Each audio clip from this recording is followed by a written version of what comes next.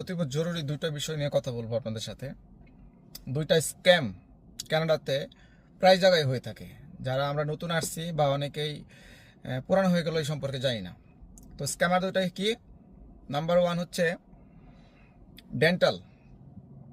Dental চিকিৎসার জন্য আমরা ফ্রি চিকিৎসা পেয়ে থাকি। আমাদের আশেপাশে অনেক ডেন্টিস্ট আছে, যার জন্য আমরা এখানে ফ্রিতে চিকিৎসা পাওয়ার ফলে আমরা যে কোনো জায়গায় চলে যাই।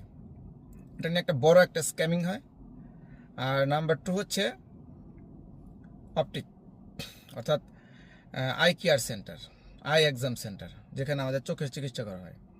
এই দুইটা জায়গাতেই প্রচণ্ড প্রকারের বড় ধরনের স্ক্যামিং হয়। তো কী ধরনের স্ক্যামিং হয় সেটা আমি ডিটেলস বলতেছি আজকে।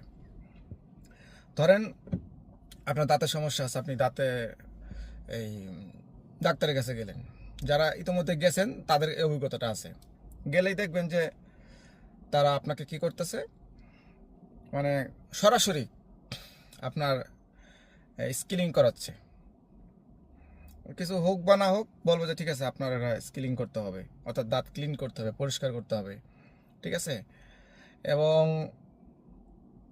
অনেক অনেক ডেন্টিস্টরা আছে যারা আপনাকে এক্সট্রা টাকাও দিবে বা অফারও দেয়। ফ্রি চিকিৎসা তো করতেছেই, আবার আপনি শুনে থাকবেন যে অনেক জায়গায় গেলে টাকা দিচ্ছে। হোয়াই?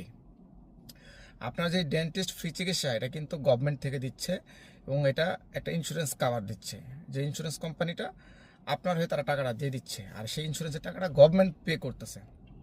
এখন আপনার একটা বাৎসরিক বাজেট আছে, যে 5,000, 7,000 বা 10,000 এরকম একটা বাজেট আছে প্রত্যেকের জন্য। তো এলা আলাদা আলাদা ইন্স্যুরেন্সের জন্য আলাদা আলাদা বেনিফিট আছে। এটা সব ইন্স্যুরেন্স সেম না। এখানে যারা পেয়ার হোল্ডার তাদের জন্য এক ধরনের ইন্স্যুরেন্স, যারা সিটিজেন তাদের জন্য একটা, বা যারা এই রাজনৈতিক আশ্রয় আছেন তাদের জন্য আর একটা।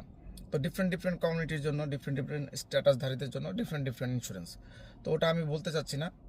তো এখানে প্রবলেমটা হচ্ছে, তারা আপনাকে চিকিৎসা দেবে হয়তো $100 বা $150, বাট দেখা গেল আপনার কাছ থেকে, ইন্স্যুরেন্সের কাছ থেকে তারা আদায় করে নেবে $1,000, $2,000। বা এমন আছে অনেক সময় দেখা গেলো বড় একটা অপারেশন আপনাকে করবে ছোটোটা, কিন্তু দেখাবে বড় একটা অপারেশন করাইছে, বড় একটা প্রবলেম, এটা সেটা বলে তারা বড় একটা মোটা অঙ্কের অ্যামাউন্ট আপনার ইন্স্যুরেন্স থেকে কেটে নেবে। দেখা গেলো তারা যদি আপনাকে $2,000 একটা ট্রিটমেন্ট নিয়ে আপনাকে যদি $200 ধরায় দেয়, তাদের কিন্তু লস নাই। এই জন্য সাবধান। আর এই স্ক্যামিংটা বেশিরভাগ করে হচ্ছে বাংলাদেশি কমিউনিটির যে ডেন্টিস্টগুলো আছে বা ডেন্টাল সেন্টারগুলো আছে, এগুলো। সো এখান থেকে দূরে থাকবেন। প্রতিষ্ঠিত বড় কোনো ডেন্টিস্ট সেন্টারে যাবেন, তাহলে স্ক্যামিং থেকে আপনি নিরাপদ থাকবেন।